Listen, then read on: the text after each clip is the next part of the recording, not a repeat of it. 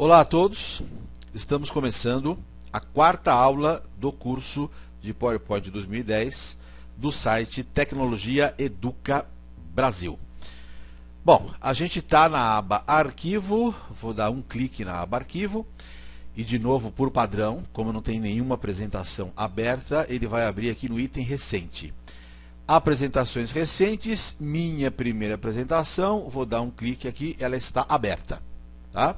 Quer dizer, a partir de agora a gente vai ficar só mexendo na nossa apresentação. Então todas as aulas, todos os recursos, tudo que eu explicar para você, a gente vai fazer nessa apresentação que a gente salvou naquela pasta, né? Curso do PowerPoint 2010, que a gente salvou no nosso computador, para a gente desenvolver uma apresentação de verdade, né? Não ficar só nessa brincadeirinha de minha primeira apresentação. Então tudo agora vai ser baseado nessa apresentação que a gente salvou aqui, ok? Então eu clico de novo lá em arquivo, a gente estava na aula passada em permissões, a gente já viu marcar como final, a gente já viu criptografar com senha. Essas duas eu falei para você que não são muito usadas, realmente não são mesmo, mas só como curiosidade, né, para você não ficar com essa curiosidade aí na tua cabeça. Restringir permissão por pessoas, né? Conceda acesso às pessoas e as impeça de editar, copiar ou imprimir. Aqui você tem um outro menu, a hora que você, por exemplo, que eu saí, entrei. A hora que você fica com o mouse em cima desse item, ele abre um outro menu, né? Eu deixei acesso irrestrito, normalmente o pessoal faz isso. Se quiser bloquear, ele bloqueia a apresentação com senha, né? E não através desse item aqui, mas enfim. Acesso restrito, e vou explicar por que eles fazem isso, porque normalmente a gente não faz isso. Aqui você tem que usar o Windows Live ID para usar esse serviço, tá?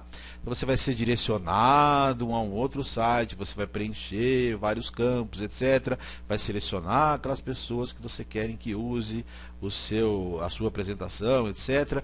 Então é uma coisa que, além de dar trabalho, não tem muito sentido, né? A não ser coisas de empresas, coisas mais corporativas, etc. Para a escola isso normalmente não tem muito sentido. Isso é mais um item corporativo, tá? Mas enfim, se você quiser testar, se quiser brincar aqui, você simplesmente acessa esse item aqui, você fala, olha, sim, desejo me inscrever nesse serviço gratuito da Microsoft. Pá, aí você clica aqui, ó, avançar. E aí você vai ser direcionado para um site, vai preencher uma série de coisas, etc. Né? Se for o caso, se você achar interessante fazer, tá? Mas normalmente não é muito usado para escolas e por professores, etc. Como eu não acessei, ele me dá uma janelinha pequena, não é possível usar esse recurso sem credenciais. Ok. Um outro item também que não é muito utilizado é esse aqui, ó, assinatura digital. Sabe quando você baixa algum documento da internet, aí aparece uma janelinha e ele fala, esse documento não tem assinatura digital? Pode não ser confiável, né? Então você confia quando tem uma assinatura digital, quando o teu computador, o teu browser realmente viu, né, o teu computador percebeu aquilo, acessou e viu que tem ou não tem uma assinatura digital. Coisa que também não é uma coisa que a gente vai usar numa apresentação para a escola, né? Mas enfim, só como curiosidade, serviços de autenticação do Office Marketplace, aí tá vendo? Ele vai te direcionar, isso aqui é meu browser, né, o Firefox. Ele vai te direcionar para uma página, você vai ter instruções, identificação digital, como fazer, como preencher o formulário, como assinar, etc, etc, etc. Também é um item que não é muito usado por professores, para escolas, etc. Também é um item um pouco mais, ou com certeza mais corporativo. Ok? Bom, então vamos ao que interessa. Isso aqui é só uma pequena curiosidade. Esses dois de cima são interessantes. Esses dois aqui são mais curiosidade, tá? Vamos hoje aqui fechar aqui esse item informações. Preparar para compartilhamento, verificando problemas. Então aqui você quer inspecionar o seu documento para ver se ele tem algum problema, tá? Então você clica em tudo, tá aqui, ó, para verificar se tem algum problema. Clica aqui nesse botão inspecionar. Ele inspecionou. Tá tudo ok. Esse aqui que parece que é diferente, que está alguma coisa errada, não é não. Ele está dizendo as seguintes informações do documento foram encontradas. Propriedades do documento e autor. Que está perfeito, tá? Agora, onde que ele viu isso? Ele viu aqui, ó. Isso aqui é uma coisa que depois que a gente for avançando, a gente vai voltar a ela, né, essa parte aqui, com uma certa frequência. Por quê? Porque é legal você ver quais são as alterações que estão ocorrendo com o seu documento. Quer ver, ó? Propriedades.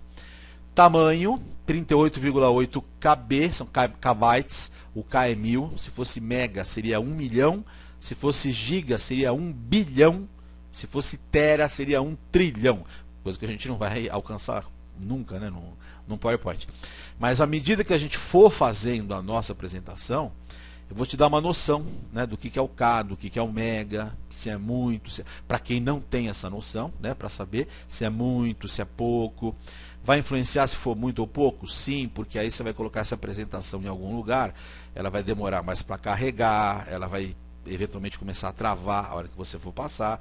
Então o tamanho é um item importante. Slide só tem um, estamos no começo. Slides ocultos nenhum, título, está aqui minha primeira apresentação, etc, etc, etc. Ou seja, isso aqui a gente vai voltar com uma certa frequência, como eu falei, para a gente poder ficar comparando o que está acontecendo, o que aumentou, o que não aumentou, tá? Então a gente não precisa no momento ver muito detalhe. Autor Carlos, tá? Aqui sou eu, adicionar o autor, se eu quiser adicionar o autor. E aqui, só de curiosidade, mostrar todas as propriedades. Porque existem várias propriedades aqui, ó, que são configuráveis. Então, por exemplo, empresa, especificar empresa, né? No nosso caso aqui a escola, base do hiperlink, nós vamos ver mais para frente, assunto, categoria, status. Ou seja, não vale a pena ficar entrando em detalhe agora. Mas com certeza mais para frente a gente vai voltar a isso e comparar com o documento que a gente está fazendo. Ok? Bom, acessar, ou verificar acessibilidade. Então vamos lá, olha, ó. Ele deu como resultado aqui, ó, que está tudo ok. Nenhum problema de acessibilidade encontrado. Pessoas com deficiências não terão dificuldades para ler esta apresentação. Ok? Que também é um item interessante, né? Hoje, pensando muito nesse aspecto da acessibilidade. Verificar compatibilidade, isso é interessante também, nenhum problema de compatibilidade foi encontrado. Claro, por enquanto, né? Porque a gente só tem isso aqui na nossa apresentação. À medida que a gente for avançando, a gente vai colocar recursos que são muito bem reproduzidos no PowerPoint 2010, mas que não vão ser tão bem reproduzidos no PowerPoint, nas versões anteriores do PowerPoint. Então, aí, eventualmente, ele vai assinalar que tem algum probleminha de compatibilidade. Ok?